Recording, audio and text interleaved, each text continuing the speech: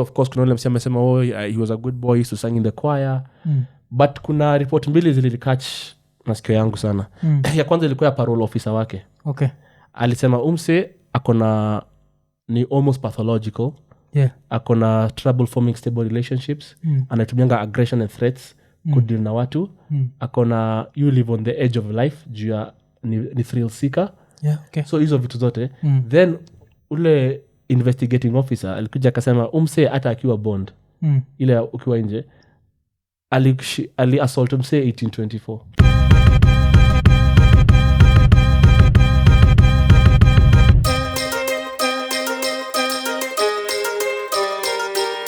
Iko Nini. Episode 287. Kusema like, subscribe, hit the notification button, tell a friend to tell a friend, sindio? Yeah. Na leo tuko na msee fulani ule amerudi after 196 episodes. Unajua hivyo? Buda. Consistency. You guys have been consistent, man. Yeah, man. Hey, like, man, that's a big deal. Podcast mingi hazipitangi episode 5.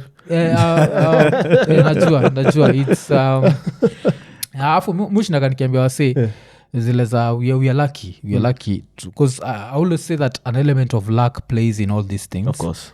As much as people be like, hard work, sometimes hard work is not enough. You need the opportunity part is the yeah. So being at the right place at the right time is like a luck element. Yeah. So there's that luck element where we survived like the first whatever episodes we survived, and then through that tukafika pale tumefika. By the time tuko nafika yako unajua pili kwa episode 91 it was after a lot of episodes. Yeah, of course. So I'm saying even after that you're still going strong. Yeah. So ka unashinda tuko na nani jo 2 years ago. Yeah, ni tai NGACHIRA. Ile nini ilikuwa TMI with Tai. Ilikuwa inakujaga when was this? Sunday NTV. Yes, Sundays on NTV. Yeah, alafu na check the last time tulikuwa na wewe ilikuwa 17th of May 2022. Yeah. Okay. Yes, that's when the episode debuted. So I think maybe we recorded it maybe 14th of May or something. Yeah, so ilikuwa ile time kwa tunabonga juu ya shimo la teo. That was nimetoka mbali shish. Yeah. Bado nadai shimo la teo amali. Mimi siwezi kata. I'm just a man. Yeah, okay. So umekuaje? Nimekuwa poa. Been just flexing my comedy muscle. Okay. Also flexing my life muscle. Yeah. Just getting like living as a citizen in this country. Yeah. Kila mtu has their own struggle. Ukiketi na mtu muulize otherwise utajua hujui. Atafungua roho. Uko like hey bro, get it. Atawaki amefungua roho. So I think ilikuwa when last year December I think pata ukichapa open mic fulani. Kwa pale inaitwa nini? A new restaurant was being opened. Wapi huko? This place must say it's a Lavington. Where is it? There was a whole event. It's a place kila hapo nje kunka tulipatana na YY ulikuwa ndani you performed. It's like a new comedy club ya Fridays. You don't remember such a thing? I think nimeiona. But I think ilikuwa which one was it? Ilikuwa inaitwa if you say the name the one that's next to Kettle House. I think so. Inaitwa? No, it's the building itakuja. Yeah. So I think nilikuchekige tulionana hiyo. That's the last time tulionana. But squeezy ile Tuesday haiko? Ile no, so I say most of the number 7 ili nini. I think the way mostly I think ilikuwa designed for the TV. Okay. Juu ilikuwa najua ni ya Eugene. Yes. And so Eugene was using it as a place so that he can have the shows that the roast house your time. So I think for now I think alipata najua I think he got another because he wanted a bigger space. Yes. So akasema your club is too small for hosting such big things. Oh, okay. So squeezy comedy nights ziko wapi na wapi? Comedy nights ziko Wednesday when sai kuna presentation Chemichemi restaurant. Okay. Chemichemi restaurant ilifanya collaboration na Stand Up Collective. Wakakuwa sai kuna a Nairobi Laugh Bar. So the goal is to be one of those places where any night I'm in Nairobi, I know a place I can go and hear comedy. Okay, that's you see, good. But it's yet to get there. Right now, it's on Wednesdays Fridays and Saturdays. I think ilikuwa chemichemi. Then chemichemi then. Iko Masaiza, is it? Hapo the Nairobi Laugh Bar kama Yes. I think so that was big launched last year. I think in that case you came the day of the opening, the official opening of the Nairobi Laugh Bar. I think, yeah. So that was the last time. That time when the South African guy was the one akimaliza Vafa. Yeah. Yes. Okay, then that's a while. Akina wewe walikam show ikiisha nyuma nimekuwa confused. Yeah, because tuko na even Butita, tuko na Butita hapo nje. Who else was there? Yeah, there was a couple of people. Yeah, I think it was that night. Yeah, okay. Yeah, so hii Laugh Bar iko hizo siku. Yeah, so Wednesday, Friday, Saturday. So all days have a different theme per se, but I think the goal is to have, like there are some cities in the world where you realize that a place msalijengea iko ya comedy. So I think that's the plan with the place. It's just a place for comedy. When unaenda Gecko unajua hii ni place ya live band. So hii ni place ya just comedy. Okay. So nikuwe kuna siku utapata ni hawa watu wanaanza mayangan, then time utakuja upate Msembigi, then tukitamta international pia nachapa ka mic hapo kabla kama kuna stage nyingine bigi. Yeah, okay. So the goal is to have I think I've spoken to Doug because Doug is the curator of Stand Up Collective, and the vision he has is a space where any night I can listen to stand-up comedy. Yeah. Monday to Sunday. Yeah. Okay, because imenikumbusha I was watching Joffrey. Yeah. Joffrey the comedian. Joffrey the comedian. Yeah. So he was talking about that. Ile alikuwa anasema vile alikuwa sema was it in Chicago? But alikuwa sema just generally in the US, like comedy culture, comedy clubs, like they are there exactly, and they are going nowhere because I think there's another person, Country Wayne, I think they'll come dismiss your culture ya nini, comedy clubs but nani kwa sama this is going nowhere, like it's it's very American. That's why Doug after staying in Canada, he was like, we need to do this, which is a good thing. And also that's why in those countries you're normally called, you're not called a big or a small comedian. You're called this is a bar comedian, this is a club comedian, this is a theater comedian, this is a stadium comedian. So you're always working to move from, as in you're categorized by the level of venue as a jazzer. So ukianza you're an open micer, then ukika you're a club comedian, then ukiendelea you become like a theater comedian, then ukiendelea now you can be like a stadium. Haujaitwa fluffer? No, fluffer iko fluffer akosangi, unajua kama beshte yako ameingia theater na anasema mi lazima huyu jamaa akue hapo katikati, so lazima akuja aseme Arsenali because reason tunakuuliza hiyo ni tulikuwa na Big Fish na alikuwa anasema tiashaishi AC alafu akaambwa you're going to be a anajua kufanya hiyo accent pia ujua kuifanya hiyo flafe then anashindwa ni nini, ndio baadaye jo ana google meaning akashtuka sana. Unajua alikuwa Big Fish alikuwa ameenda essay, kuna bishara ito Vafa. Yes alikuwa anatry kukua both sketch na stand-up comedian across the countries. Yes. So hata when I went to say the first time yeye aliniambia cheki you can sleep at my house. But the first time hiyo siku. But I think alikuwa na show flani, alikuwa saa after pia amegrow tumeanza comedy around the same time, so we had a similar journeys. So I think pia venye alikaa muko akafanya maprank na Big Fish. So akakuwa mabeshti sana. Then hata mi na Big Fish hatukuwa tunajuana pase vizuri, like we knew of each other. But juu ya Vafa kukaa msaa ikabaki sasa mejuana sasa tukaanza kubonga akaniambia anaenda show fulani huko. So I think when the Big Fish alienda huko hakuwa part of the hakuwa atiakue part of the nini, but sasa akaambiwa uwezi kuja all the way mazee hapa from a whole different country watch, you're already here, we've worked together in your country, just come in. But alidu fiti sana, nasikia alidu vile vitu alipanga ase wangapi hapa sijui hesabu nini. Najua Big Fish mtime alikuwa anafanya machachi so one thing he's really good at is crowd work. So I think alikuwa ananishow he thought of a few things before.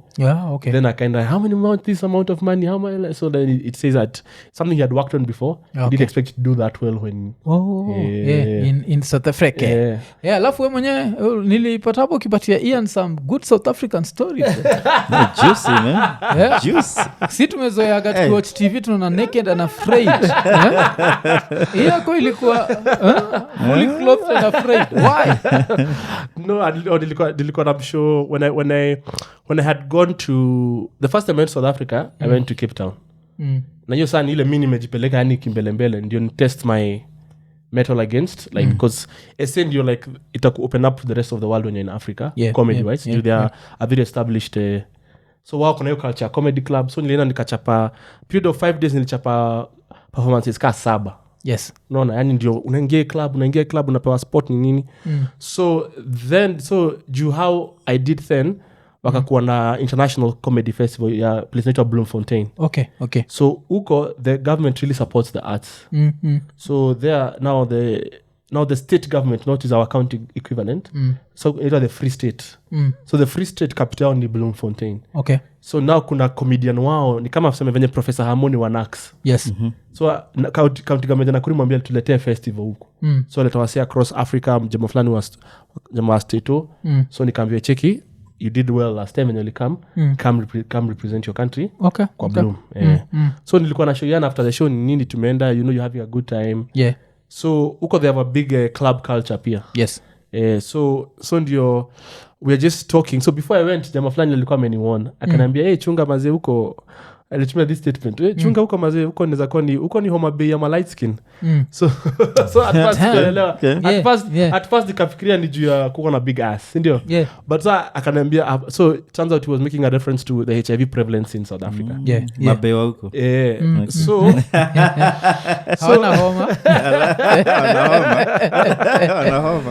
so even when I went there and we were talking to these girls and we were having a good time and this girl wanted to come back to my room sindio so we're having a wonderful time she's like bra you know I like Prezzo he's a very good musician like you have a good time and then like tell me more about your country like so as mnaongea at first unajua ukienda your country ni kama umetoka ni kama ukuje Kenya ni kama umetoka Guinea Bissau sasa wao wengi pia kuna hiyo attitude ya how Kenyans feel about other African countries like ukiuliza nini kuhusu Kenya anajua tu watu ukimbia so like it's not like ni mtu ametoka America so uko una fight for your life hata kuongelesha msichana si ati hauna reason ya where you're from na ni tu ni defeat stage unaona so ikafika mahali so she's like so we just tumetoka club so we've been in we're moving around so when I was about to get to my room and she wanted to come in mka statement ya best yao jichunge huko liko ni Homa Bay ya light skin so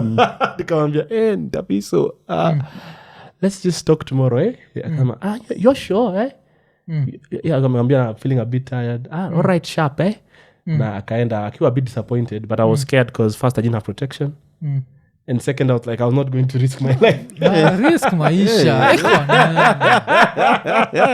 any advice for me from a single guy ndio nikirudi naweza kusema na jamaa alikonda Hamna uzuri wa South Africa ni zile zonambia so you want to give me Kent no I can't but I want some Kent but so that surprisingly I was in Cape Town the first time then ikaenda Bloom then ikaenda Joburg to perform later on all those places pia mademu ka tofauti nikaa tu Kenya ni kama ukienda coast alafu uende Kakamega mademu hakae the same but kwa akili yako unajuanga mademu ya South Africa hukaa hivi so pia wao kuna wale cause kuna zile tribes called light skin kabisa najuaga audio si tumezoea alafu kuna wale wanafanya tu na kawaida si ndio sasa place nilikuwa nimeenda Bloemfontein wanaongea Kisetswana so juu amekaribia Botswana so lugha yao inaitwa Setswana huko nikiwa huku Cape ni ya Makosa alafu Joburg ni ya Wazulu so like uko county ya Western Cape ni ka province ya Kosa alafu KwaZulu Natal ni kwa Wazulu alafu sasa huku Free State ni zile place au maboas walikuwa wamesema wanataka kujenga nchi yao na msikuje msikaribie huko so ni kama feeling ni Cape Town ni kama Mombasa and then Joburg ni kama Nairobi then Bloom ni kama Nanyuki ni place umaranch ni nini wase mafama then but kuna ka vibe ka urbanness lakini kitu nilishtua huko ni unaona venye huku tunango unaona sijui daktari kutoka Zanzibar ile sign ilikuwa the most huko ni abortion ile nilishtua like we offer abortions here we offer abortions like na see like a clinic si clinics ni Bloom si hapana si unaona venye utu cheap tunitoa mchawi tunakaa tunatoa mchawi tukaratasi stoa cyber hivyo ndivyo sasa tulikuwa na twingi tumesoni niko like huko si kwani ni legal sijui mbona like so nilikuwa naona kila mahali ilikuwa mimi sasa penye mezea kwa tunatibu sijui nuksi na kisirani huko sasa ni unapata tunatibu mimba hiyo kitu ilinishtua sana alafu nao Cape Town kitu wanavata sana ni ma sex shop like juu huko ni very free like kuna place nilipita ndege inapita alafu na bana inapita imeambia like the new strip club imefunguliwa ni wapi yani kwa ndege ndio sasa alafu unaona sasa ma sex shops ziko very clear sex shops unaona kununua hizo matoi zako like them they are because Cape Town is the most liberal part of South Africa juko niko umejaa wazungu wengi kwa niko na nini za LGBTI ma rainbow mimi zimechorwa kwa nini kwa zebra crossing sasa zebra crossing imechorwa ka rainbow hivi ndio jua ni a friendly state but also the country is also called a rainbow country it's also called a rainbow country but for there it's very they know why they are saying that so you see that rainbow because of the country Cape Town is very it's Africa's gay capital okay because I think I was talking to a certain South African anaitwa nani akonsema there's a way they explain it but they explain it in terms of energy so they say that there are men who have female energy so I think even within the culture yao iliruhusika hakuna hiyo hatred because unajua Kenya inafikaga time a point where it's now pure hate and pure so culture yao pia wako na hiyo nini ya where a woman could marry a woman I think kama hii ya wasapere ya kitambo ya ama pia wakale ile ya kama mimi nimekosa mtoi naweza if I'm an older woman without a child naoa a younger woman and have mtoi na mwanamume mwingine but mtoi ni wetu sasa inakuwa this is my but so I think with them they are very hata kuna joke nilikuwa nafanya nikiwa huko venye like Kenya's gay community wanatokanga Kenya wakiwa mazetu wacha lazima tuende Cape Town hivi alafu wakishaland hivi sawa kwa home unajua so watu wa Nairobi ni acha nifike hapa mazee tukongane banda jamana kwa ndege anatafuta tu scarf tujui tuganya akishaland hivi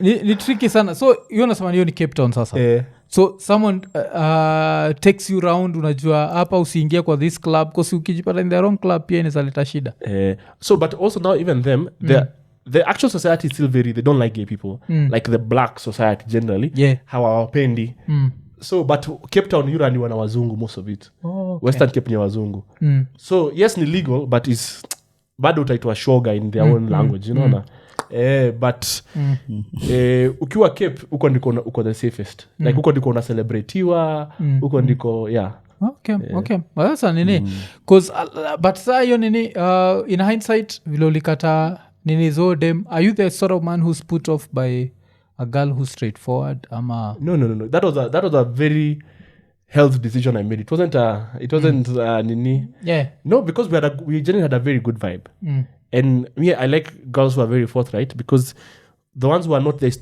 too much room for ambiguity and that's inakulanya a lot of trouble where utakangi mtu ana feel ni kama you are forcing a conversation or it's you even enjoy that process more when the both of you are you know what I'm saying but ile because unajua she has nothing to gain from me like I can offer her nothing she lives a good life where she is so unasema I think me I really enjoy when girls are very forthright it's easier than when una have sijui ile like naambia beshte yangu there's nothing as sad as when you get pity sex you know ina mazia amejaribu sana mazia it's the least I can do mazia ona venye amengangana you won't even enjoy it you'll hate yourself after that okay so sila utaki vile susemaga hautaki kama unataka kupatia dem hautaki unyenyekee unajua unataka active participation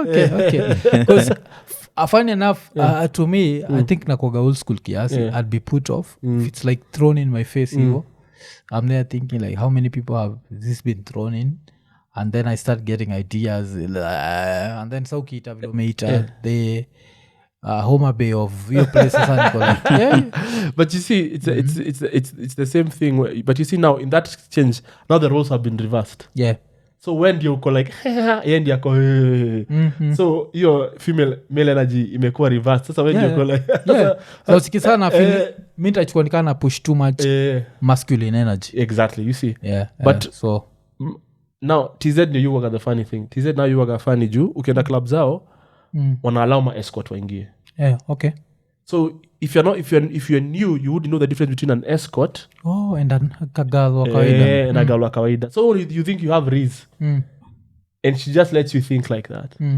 Ahisi baadaye tataka hela wapi hera when ndio utafika pale nataka shilingi 30,000 so when I was there the one thing I used to do was if she can't speak English I'm not talking to her that pia nilikuwa na best friend alikuwa ananiambia huyo kwa mkitoka show you'd go to the club you'd have a good time but so when someone would just warn you like this one so umefanya stand up TZ Dar es Salaam how's that it was very good they have an English scene they are starting and they're they're very bougie it's the South Africans who went to international schools I mean the Tanzanians went to walisomea Kenya South Africa wengi wakakuja and then so pia wameanza comedy club yao wame build brick and mortar inaitwa TZ Punchline so jamaa anaitwa Evans Bukuku na jamaa anaitwa Ahmed so pia wamejenga nini yao huko and so they're really trying they want to be like at the comedy capital so shida yao ni hawana wasi wengi wa English comedy but wako na hiyo drive wako willing to put in their money so there are those guys who will tell you if you come I may not pay you to come and perform but if you're in TZ and you perform at my gig I'll take care of your expenses while you're there you see like where you sleep I'll handle that for you okay that's interesting so how many comedians do they have because najua shida TZ is Swahili so powerful in that country because even they have that festival nitacheka tu kama ni cheka ile Wasafi najua so ingine isi nyingine ina come up juu sasa now they are changing their curriculum to be more English based because now the problem they used to have was you'd do a lot of Kiswahili in primary and then when you get to secondary school you go to if you go to a good school it's in English so now guys would really struggle to have that shift but there are many especially because their community there ma expatriates manyini wale madem tujua walisomea wapi so una realize so kizungu yao ni buja kuliko yetu unaona ni kama unaenda tu place ya kizungu ya water I love when you on stage the water was amazing like unafika hapo unasikia hiyo but pia saa kuna wengine saa middle class inaanza kukama pia nitoka viwandani nikafika hapa leo nikaona pia nijichekeshe kidogo like so they also have those guys who are very and they really like because now they have Netflix they have all those things but now I think the Swahili really limits them because kuna mabist huko mazi kuna msee niliwatch akichekeshana like yani you feel so privileged tukua na jamaa fulani wa say you feel so privileged to understand Kiswahili because now you can laugh with everyone there but alikuwa anadoing Kiswahili because Tanzania everyone can speak Kiswahili whether they can speak English but at least Kiswahili that one everyone can speak that's the advantage ya Kiswa huko okay cuz sasa imefanya nikafikiria cuz unajua sana niko cuz nimekuwa nikifikiria sana kuenjoy Rapture ya TZ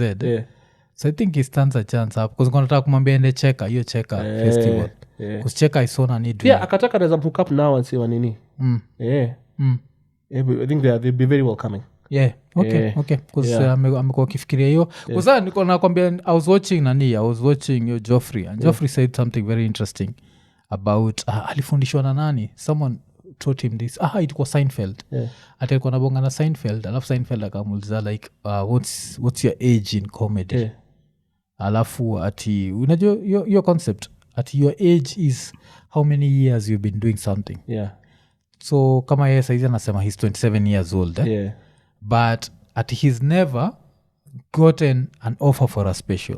Do you know how messed up that is? There are people who in every just journey career there are guys who just never break the ceiling and they are good goods. You become a comedian like other comedians think you're a beast but the commercial never really quite makes sense because now that one as when we grow older we realize that life is not a meritocracy. Yeah. Like and ndio manachiki wasi wengi wanajinyonga because una realize that a lot of our generation are gifted kid syndrome. Yeah. Like you did well in school, you become nilipata A shule unaona. Yeah. Like you did well in school, you went by all the rules you should have gone by, and then eventually life still does not work out. You're still struggling like your fellow Kenyans, bro kona madeni. So and then you start seeing other people who are not work thrive unaona. So kuna a bitterness that people generally have with the. That's why we have kids much later in life. That's why we are like, because there's still some dreams we are trying to achieve now, your gifted kid syndrome. But I think with him, it's very possible, especially America. Unajua America, comics ni wengi. Kuna comics wao utawai jua, but they live comfortable lives. Hata asipopata your special, sasa your special ni personal fulfillment. Si ati akuli. Unaona? Places zingine kama Kenya, kama wewe ni comedian na who make TV, bro ukonja. Ama uko na side hustle lingine. So it's a place where you want a career like someone was asking me nilimwambia instead of being a lawyer I became a comedian, but nikamwambia the difference is I can be a mediocre lawyer and still make a living. Yes. But I can be a mediocre comedian and make a living. Yeah. Like so like the arts especially if how top 3%, you can be a mediocre comedian and make a living. No, but it depends. But I'm saying it depends. It will be consistent. But also nasema like I'm not saying per se your skill, but I'm saying at the level of which you are. Are you in the top 3 of your country? Are you in the top 3 of your field? So with comedy, umepata the top 3 chances. Are you getting that big platform? You see? Yeah, kama Kenya imejaa vienyeji. So ukikuwa comedian wa vienyeji uko mbali sana, unaona? So I think that ndio shida ya you have to be really good at what you do in some you need to even get it. So sayo ndio shida ya I think alikuwa na feel job like mtokona mtu ambaye shika niambia nikupatie special juu ndio nakupatia special mtu akona do wants to make money from you. So Kenya if Showmax wants wataka kujua how popular are you. See that's whether you get a special or not, that's a commercial decision, not a talent decision. Yeah, because I think the example he gave another example, Andrew Schultz. Andrew Schultz. Yeah, Andrew Schultz. What helped him was YouTube. Like he became so big in YouTube. Internet, exactly. Ushaonaga concert zake za squeezy. Like it's theater, like imejaa exactly. Like it's ridiculous. You're like, this is from mpaka alifanya Madison Square, si ndio? Yeah, alifanya Madison Square. That's not the advantage. Akona budake akiwalk budake hapo akimwambia dad I know always told you I was going to be on Madison. Yeah, I think I watched it. Babake akona jelga amemleta tu kuicheki. Ambia cheki nisha sell out hii place. And I do. Damn. So there was that. Andrew Schultz was such a cause alipata the sweet spot of most stand-up comedians suck at the internet. Most internet comedians suck on stage. So now alipata the sweet spot ya kutumia podcast yake kutako to make jokes about the different issues of the day.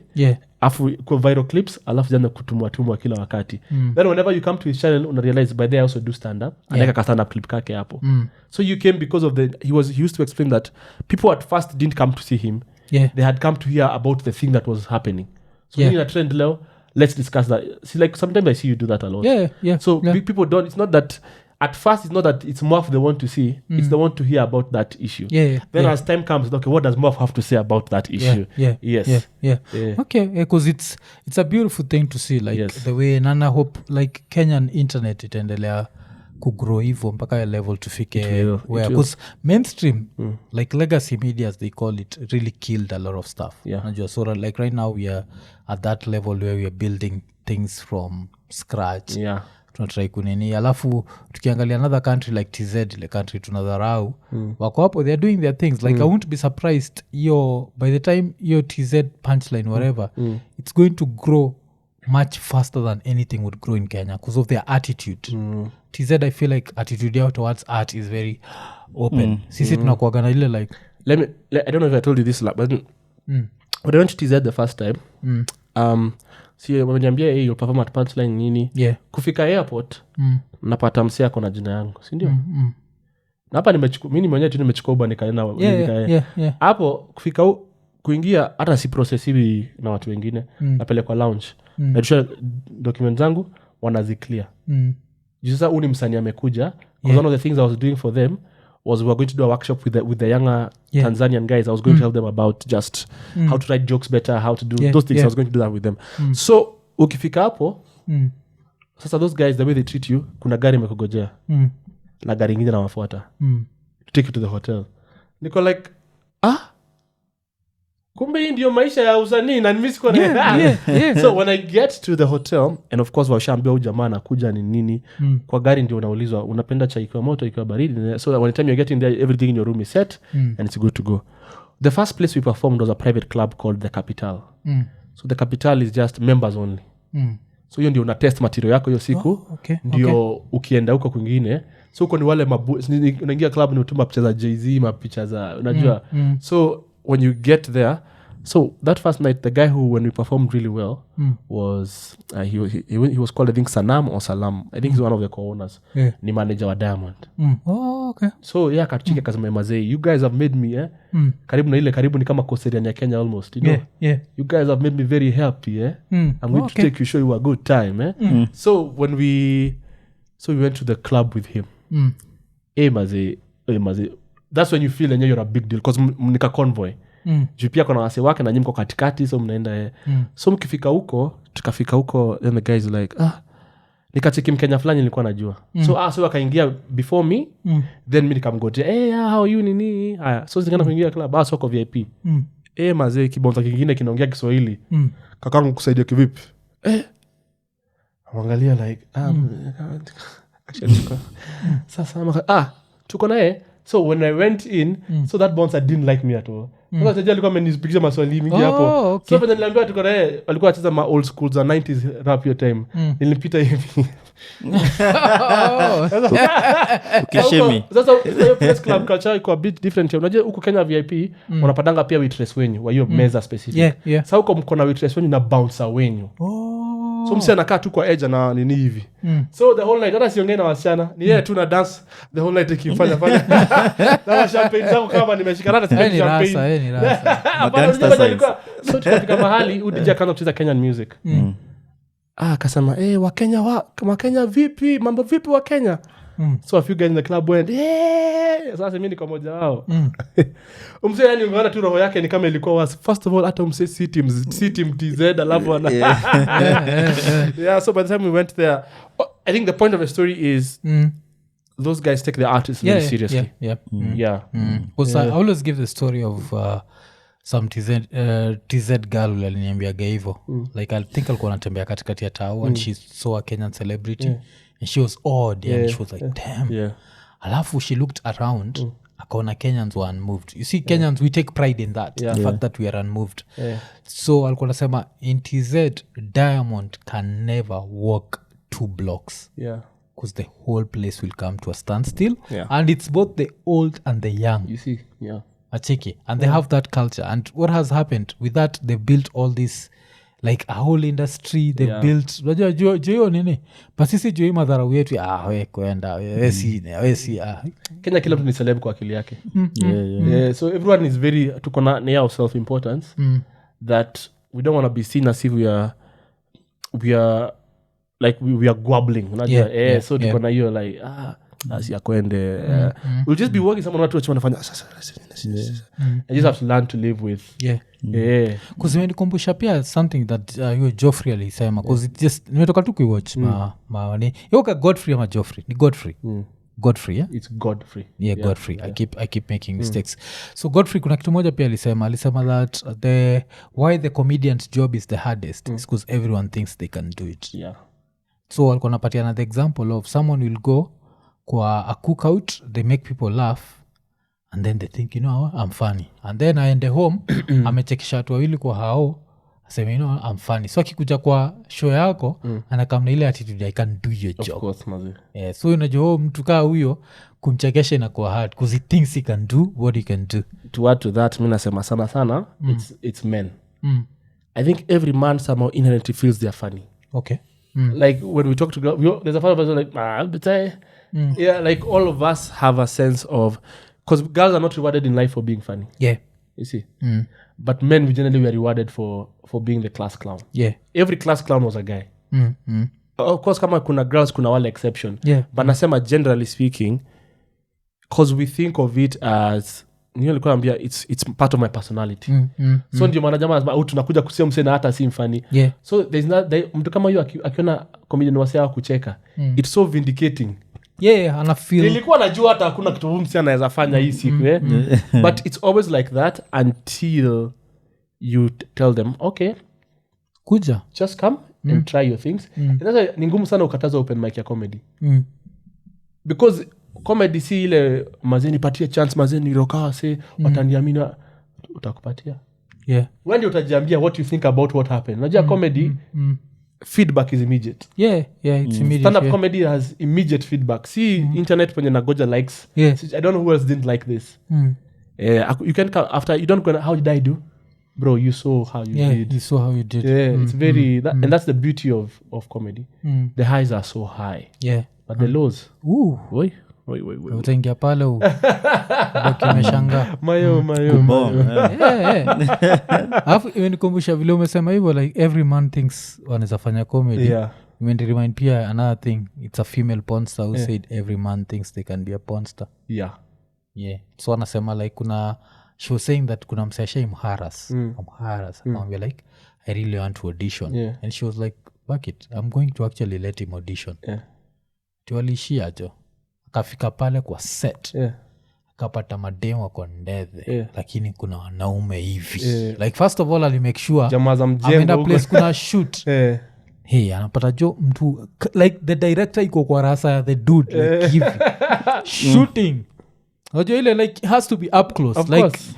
You can't work in the porn industry and you're homophobic because you'll have to be there like ingiza na hii angle wacha nione vile inaingia I've not shot so worst thing man toa nje kidogo by the time this dude was being told like sawa we want to shoot your scene I was like no I'm okay sawa I can't do this so sometimes I think it takes that so comedy na porn industry mko close hapo tunapatananga hivi sisi nilikuwa nakwambia I think only strippers are more vulnerable and that's arguable between comedians and strippers who is being more vulnerable and strippers okay you feel like you see now porn ni watu wa sketch comedy stripper ni live performance so us and the strippers we are doing we're just doing the same thing emotionally that they are doing physically so in the sense we are both being very vulnerable like I'm presenting myself before you to judge me for what I'm saying or for how I look so it's a very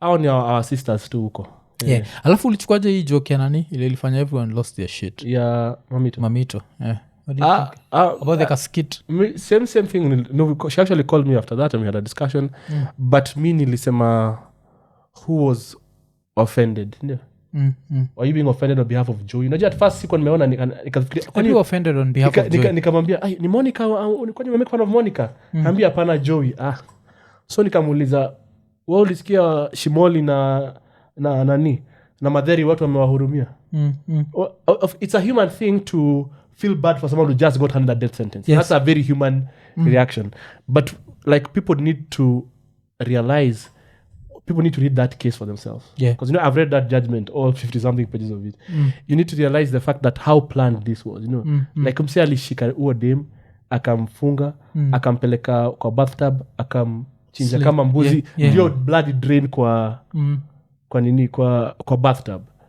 and then like nilikuwa nauliza sisi watu wametaka sijui anti-femicide march usije Mr. Femicide this is the last person you want to but alikuwa na pretty privilege I think when you look good generally and imekuwa documented all over Ted Bundy whenever you're infamy is not a bad thing when you kunaka dangerous thing can happen watu wako like but also when the media portray at the end of the case ikaisha familia yake wamekaa na yeye hapo sizi yake analia it's of course and with the justice system the longer justice takes the more people think you're innocent the perpetrator becomes the victim and the victim ni kama something like a rape case if someone is raped today now the justice system does not work fast enough kumalizia kesi it's going to take 2 years 3 years 4 years 5 years sasa lakini mbona nasumbua umsi see like after a while you start sympathizing with the perpetrator because of our justice system is designed to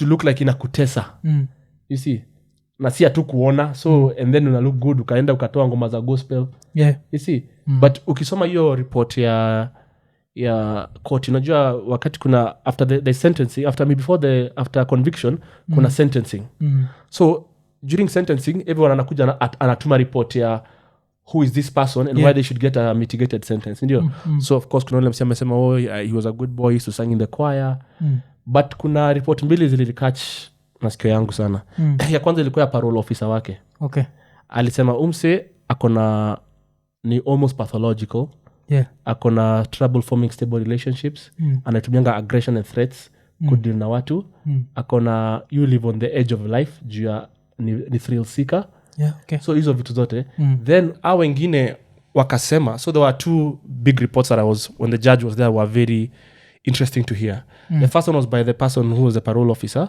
who talked about Joy's behavior while he was on bond not just that's the person who watches you to akisha you're just anafanya kitu psychoanalysis fulani so akasema this is a person ako almost pathological in the sense that akona double personality nimsay like if he uses threats and aggression to deal with people he also walisema he lacks the capacity to have stable partner relationships na walisema ya mwisho ilikuwa he's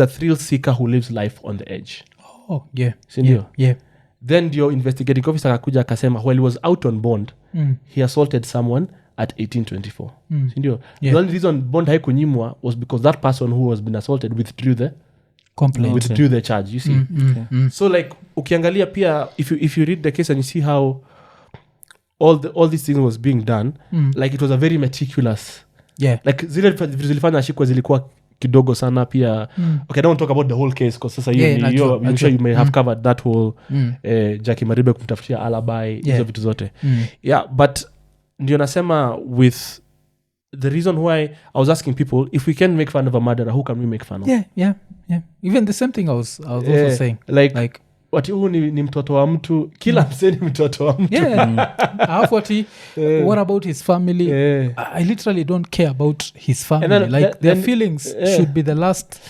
of anyone's concerns they should also have a sense of shame that's a feeling of shame when your person does something like that if my father sister mother killed someone I wouldn't want to be in the limelight. That's something I'd feel bad because they're my family and they're going to jail. But I wouldn't be like, Musi, don't make fun of her.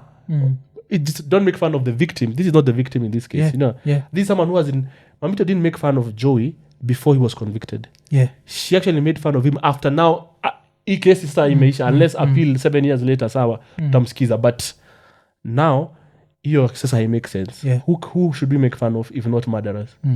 Na yata skia he has other bigger problems in his life right now alafu it was such a cold-hearted murder haikuwa crime of passion unajua like unajua kuna ile like ulikosana ukatoa gun ukashoot mtu kuna ile like umeiplan vizuri kabisa it's a premeditated unapeleka una make sure hakuna damu hakuna nini alafu I think the only way I'd never looked at it was the fact that he stayed out for so long that we forgave him so we looked at since aliua na hii miaka 6 jaua he's changed ndio so nasema alikuwa alina kama podcast akapiga ma-interview you see so hata iko na yule dem yake kuzumesema he does not maintain relationships he does not stable partner relationships I didn't see that wife of they separated mademu penda kulive on the edge because what makes you think he won't no pia ni there's a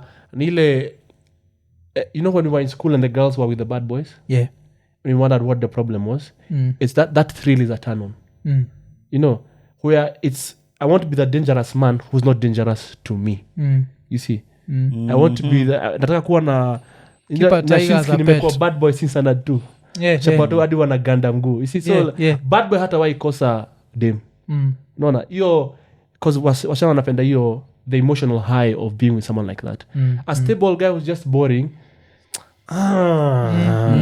but good guys they have it rough good guys have it rough so if you, and the thing is the problem when you decide to be, the problem with good guys don't ask themselves, why does this girl like the bad guys? You see, the problem with good guys think being good is enough. Yeah. You see, but bad boys are confident. They take risks. Mi nakumbuka nikiwa kampo kwa such a good boy nashinda mbona unaongea na mimi nimekutreat poa this whole time. Then I realize like bad boys want to take risk. Yeah. Atajaribu katia udem. Atajaribu and wasichana ubambika sana ukiona msichana take risk kukua na yeye.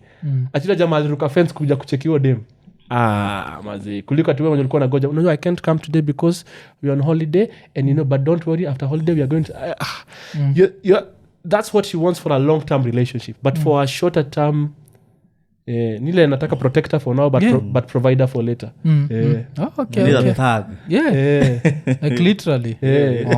Like anajua is bad news, siati ni mjinga. But there's an excitement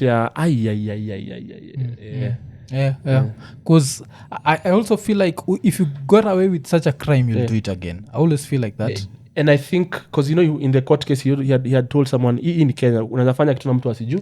Na mtu asiju. So it means that I don't think this was the first time he'd done it. This was just the first time it was high profile enough. Honestly, I feel if Jackie Mariba was not involved in that case, kuna venye ingepotelea. Because it became a high profile case because of high involvement. Otherwise, there's been another guy who killed someone. It was just been one of the many murder cases that are in court today. Okay. Na hiyo story ya Jackie, 1 minute uko na job, the next minute hana, ulichukuaje? Nilikuwa nafanya comedy nasema I think like Jackie amekuwa na the funniest taste in men. Yeah. Akona mtoina Eric Omondi. And then akadate Joey. Then her good friend Moses Kuria akampatia job immediately, sindio? Yeah. But the constant and all of that ni Dennis Itumbi. Like umeona dem anatoroka msee so bad and have to make anyone who is available acha nichukue. Lakini si wewe. Like Dennis unaona hata venye walimaliza Dennis akijaribu kumkisa alafu alimpatia look ya na pale mazee kwa kamera like unatea si juzi alimwisha happy birthday akasema we are going to this is the year tutafutia bibi. Unajua how many times must a girl tell you no for you to understand mazee? Hiyo lakini it's so sad, you know. It's so sad. Like every guy knows a guy ama you are that guy who like went to depths for a girl who you can see hampendi. Yeah. Sasa hii yake shida ina happen in front of national TV. Nona, and you're a big person. So it's so sad seeing someone who is of that you have these connections in life. I'm sure if you're not a really pretty girl you'd get one.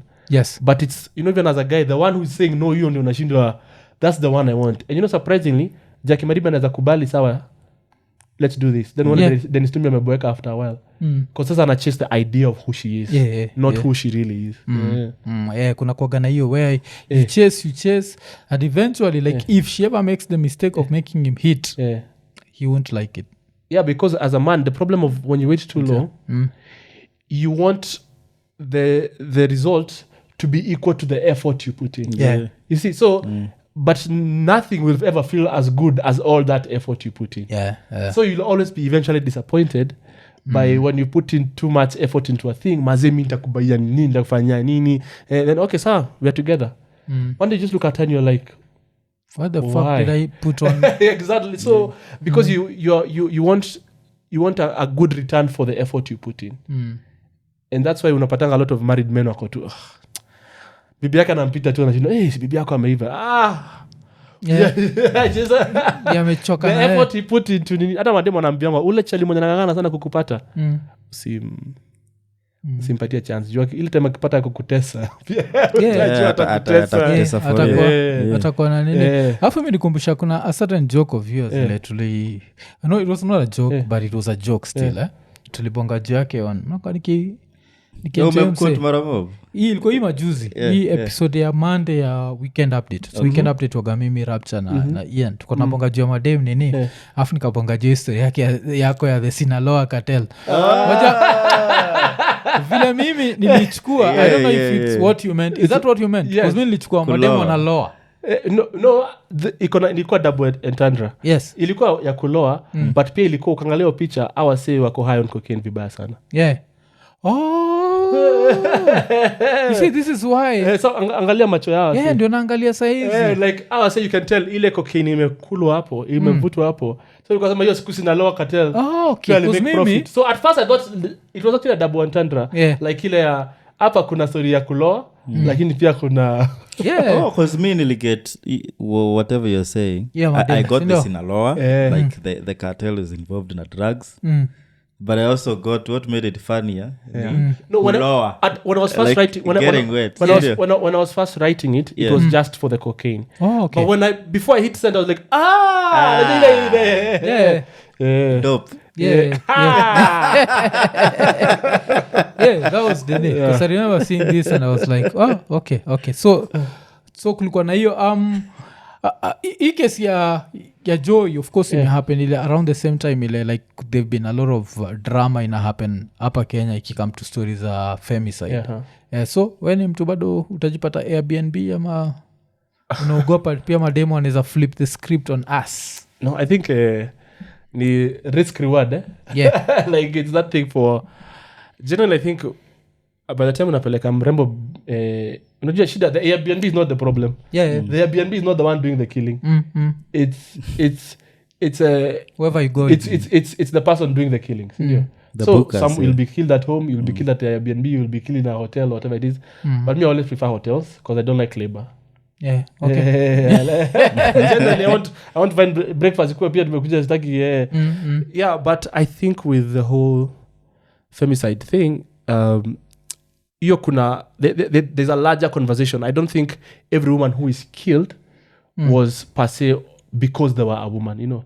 They're criminal. They're generally people who are criminals. Yeah. The victim just happened to be a woman, you know. And then but also kuna wale wasenye umse you target madem. Yeah. Kuna wase ukiongea na utasikia attitude yake kuhusu madem ni okay bro. Yeah, najua gao. Unajua ile sema dem anakwambia nini? But also I think a big part of it ni hiyo culture after everything I did. Yeah, najua gao. Hiyo after everything I did. It's a very loser attitude for me. Like I always don't understand and it. the thing is remember that babe who was killed mwenye alihakiwa her name was Ivy Wangeshi. Namka Ivy Wangeshi alikuwa daktari kile kifala kilibeba axe akaenda kamhack ndio kutoka Meru I think Thika to kwa Thika akaenda so there was a big part of a lot of issues are where you kill your lover ni it's men who are frustrated by dem ulifanya dem kila kitu but you see. And the thing is, first of all, it's not a good thing for a girl to do that to you if she knows she does not like you. You know. But now the problem is your reaction here, because as men when we love something we sacrifice for it. You know? We give when we love something, right? And so most of the time the least we expect is I hope it appreciate. You know? Yeah. So when we feel that this person has not only done this but amenda further forward then akadi drag in the mud as a guy, the best thing. So when that happened I went home. Then I was talking to my dad and then he was like, hey, that's the first time we had a really man-to-man conversation. Yeah. He was like, hey, how are you? Mesikia nimeona venye kesi iko kaniambia, he said I'll say it nikikuida and translate. He said, hey, shiarumeri shoragira kuige. So it means that the things of men will get lost in many places. Okay.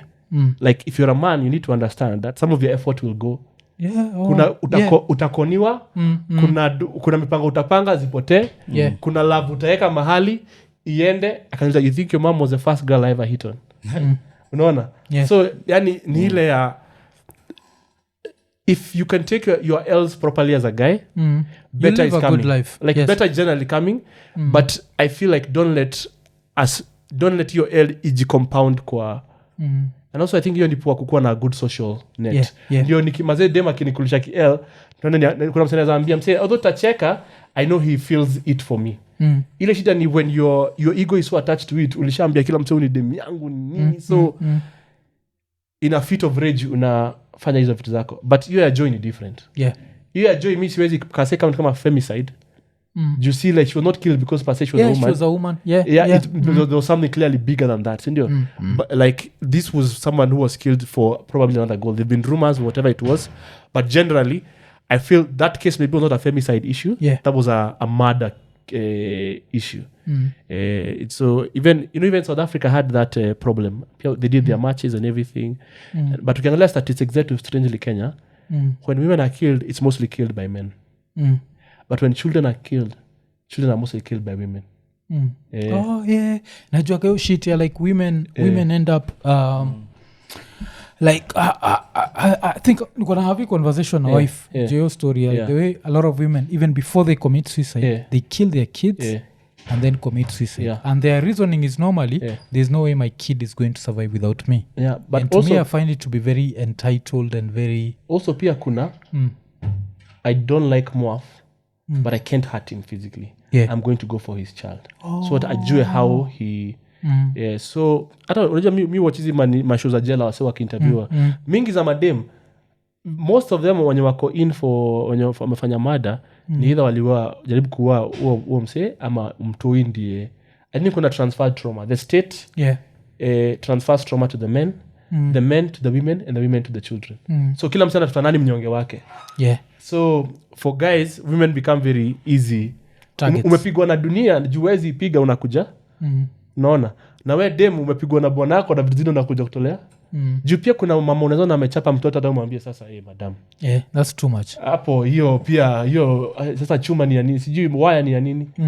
So I think there are larger conversations that will be had as isikitu sadly I don't think femicide itaisha kesho. Yo easy. Like kuna attitude change lazima ifanyike, kuna and the thing is when you talk to men the men who are say on the front line saying men we need to have a conversation are men that other men don't trust. Unajua like ni mse anaonekana umse anapanda tu madem, ni mse who does not have the respect of his fellow men and men don't listen to men who they don't respect. Unaona so enjoy na kama nasema nataka tupatie so men we need to talk. So when you sound preachy men switch off. And that's the thing people don't understand. Whenever I feel judged, I won't listen to you. I'll shut up and I'll let you have your way. But deep down, you're only radicalizing me even more. Because you're not speaking to my heart. Nisha kublock kwa akili yangu. Ushani demonize. Unaona? So tunaanza tu kupigana makelele. But it was genuinely like, mbona unafikiria wasi wana? Wewe unaweza do nini kwa hiyo situation? Where it's like, okay, I had your opinion. And I'm not telling you so that I can say, wow, jamani, mada. It's like, hey, I don't think so.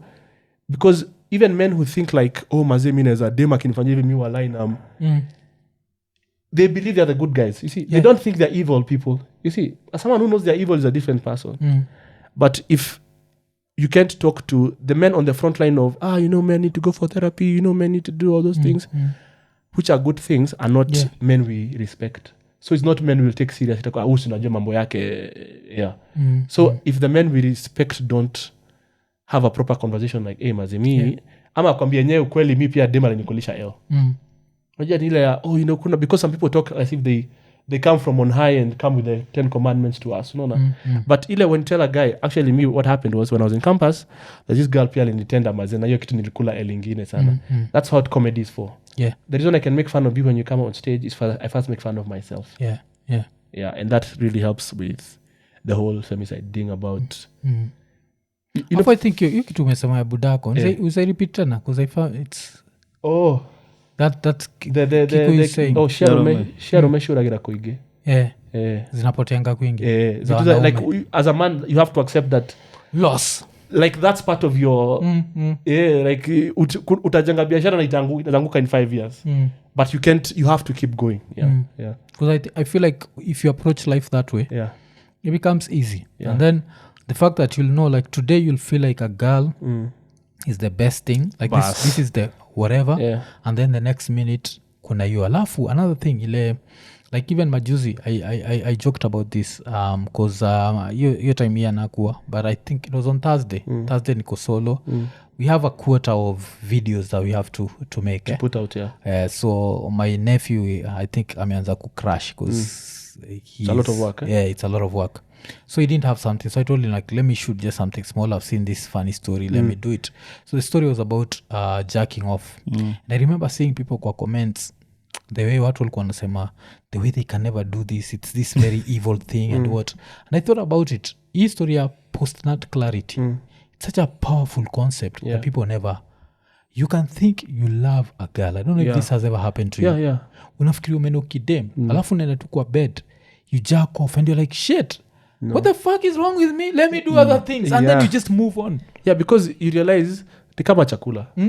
You can be hungry then atakula the same chakula will make you want to throw up. Because it's just chemical imbalance. So like your brain will think it has already had sex. And you're good and you move on. And so like that's all the thing, you never make decisions when you're hungry or horny.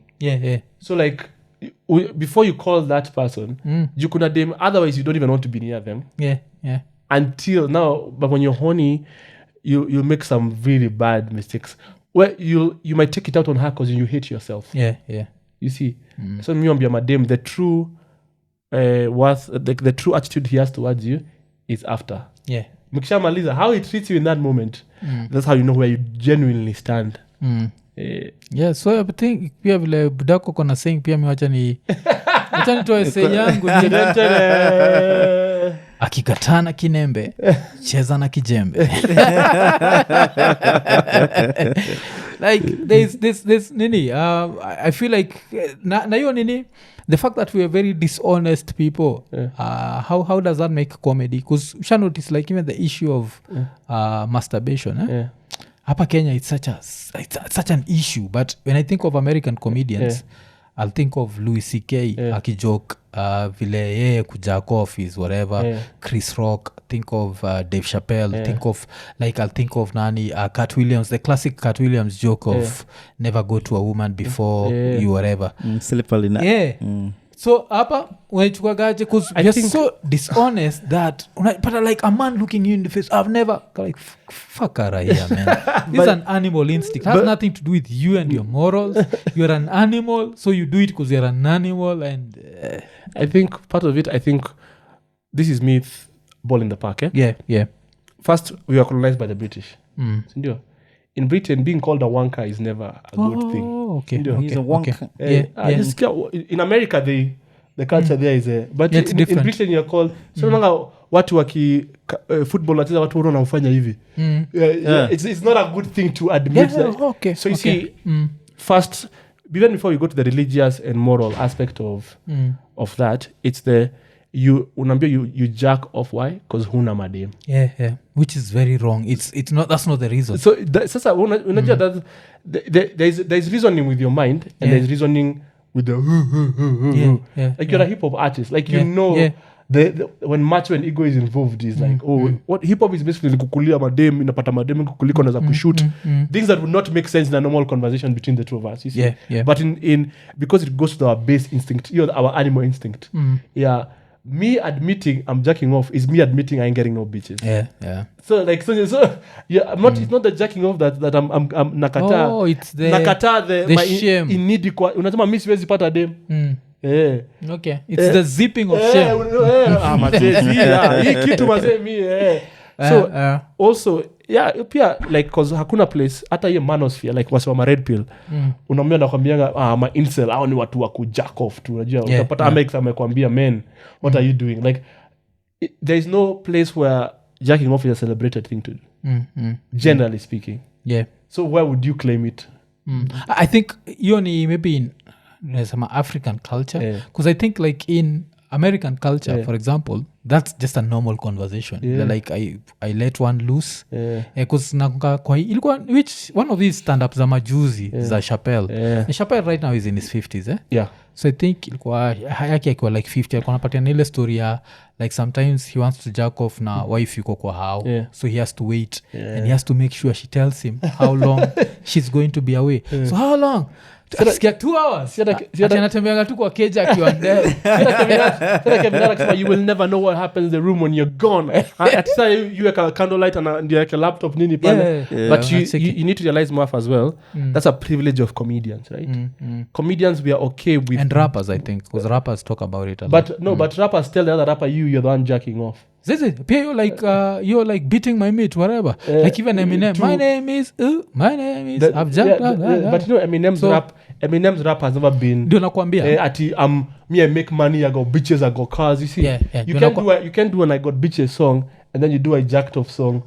Funny enough inakuaga like I think that's the reason why me nilikam nikakuwa comfortable enough to tell people that I've jacked off was because of rappers, because rappers are super honest. So I remember like kulikuwa na nani kuna hata hii like one of my favorite rappers it's some dude called Slug Atmosphere yo wagana ngoma fulani yo samaga like oh what do we have here I can see a little motivation ain't nothing wrong with a little morning masturbation so this has always been like with rappers it's always been like this is normal you can do it and you can still be able to screw women because is there another culture that also celebrates except America that you know of? I think maybe it's ndio naanza kufikiria vile umesema juu ya Brito I'll have to watch British comedians and see what they talk about but with Americans it's like such a normal thing and then with rap songs like nasikizaga tu hivyo najua like this is I'm not the first one to do this and this is normal and it does not affect your sex drive does not you know bullshit Pink the musician remember Pink she had a song called tonight just you and your hand so maybe that it wasn't said in a very good way but I'm saying yes it's said as people use it as a way of like this how to maliza tension as a way of kumaliza tension but maybe because when I watch nikifira British culture African culture even Arabic culture does not celebrate jacking off but Arabic culture does not celebrate sex that's why it's easier as an Arab to just decide to end your life today because sex will keep you alive like if you're trying to hit that girl nijua leo hapana wacha ningoje kesho naweza kuwa amenipatia wacha ni I think kulikuwa na hiyo study that vile unajua sex wakati kama like Valium it's like whatever 10 tablets of Valium or something it was some very high level of whatever calming down so the more you don't have it the more you're angry that's why ile level ya anga ya Waarabu inakuwaga unexplainable you see Uarabuni msana chukwaga mafuta na jimwagiana na jiwasha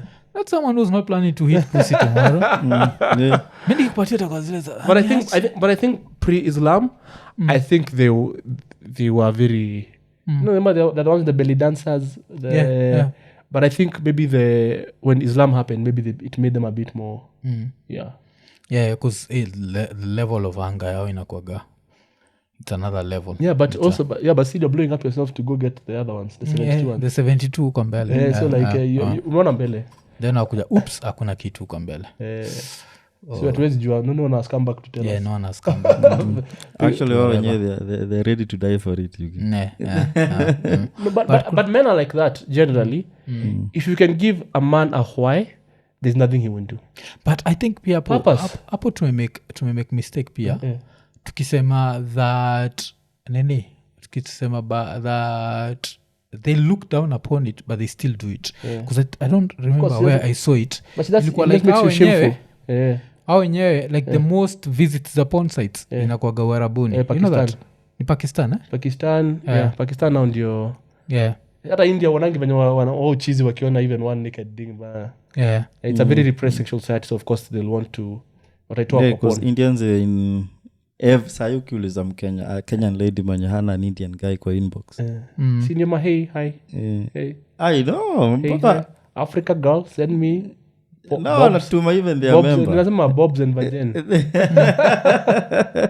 to check but nini mimi najua Japan ndio wanakuwa wamezidi juu wanakuwa but Japan kuna hiyo culture moja where I find it to be super weird that culture of that you can go into a brothel and the girls are dressed like kids that's just messes up even Japanese porn does not show genitals nilisikia ati how's it that one ati they pixelated so that they can watch together as a family ushasikia kama hizo but unajua they also have bars that people just go to get cuddled like ama like you go to a bar where you don't touch but look when they come they make you laugh they just feel nice that you are wanted I think their needs are more emotional than they are it's only that North Korea ijai open up to the world but uko unaweza pata weird sex drive hiyo inakuwaga weird alafu but considering like that nongele time tukibonga juu ya shame like for example the way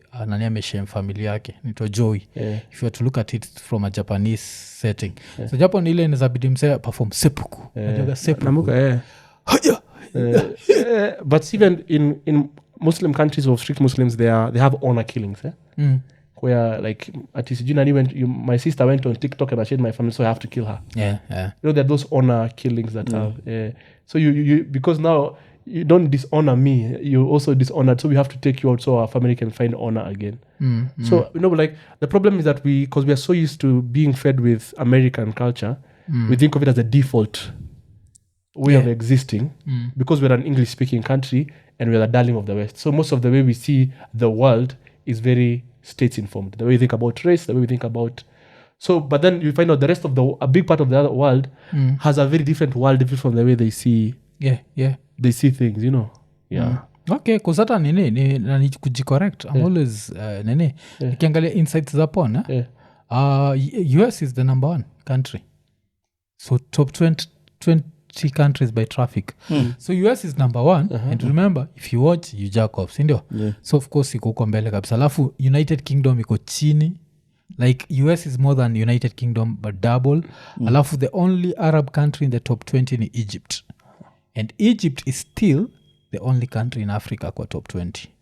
So inamaanisha all those visits zangu personally hazisaidii chochote. Now, but you see what we realize, sometimes data can be incomplete.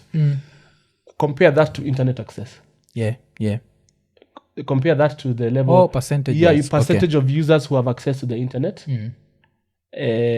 vis-a-vis... I'm sure it will be the same for how many people watch anime, what people like YouTube, hyper, like to realize that I think ingekuwa per capita, like ile porn per capita watch is easier to think about, because if it's also the thing of access.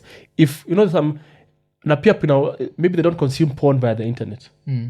Kuna kale cassette kangu niko nako mahali naeka. So like when you just don't think that everyone consumes porn like you. You see?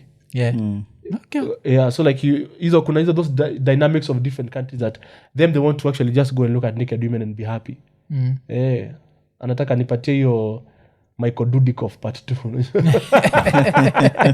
Nikumbusha huo msee. American Ninja. Michael Dudikoff. Dude, asika walienda wapi? Actors that just no, because that time disappeared. They realized it was easier to make. Ukangalia hizo vitu zilianza kuanguka after the Matrix. When they realized we can make actors become martial artists easier than we can make martial artists become actors. Oh, okay. You see, so like Van Damme ama Jean-Claude Van Damme na kina Chuck Norris, kina all those time yao itaenda chini juu. The people who are much better actors.